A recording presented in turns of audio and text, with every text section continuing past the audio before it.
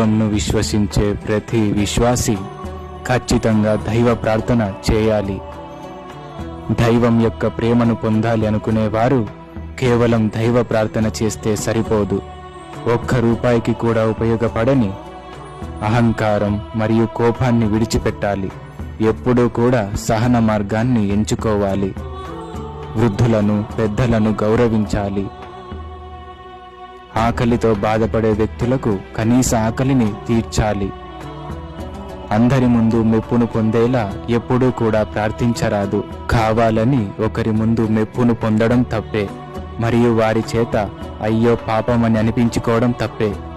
నీపైన కరుణ చూపాలన్నా, నిన్ను ఉన్నత స్థానంలో ఉంచాలన్నా అది నీ యొక్క ప్రభువుపైనే ఆధారపడి ఉంటుంది.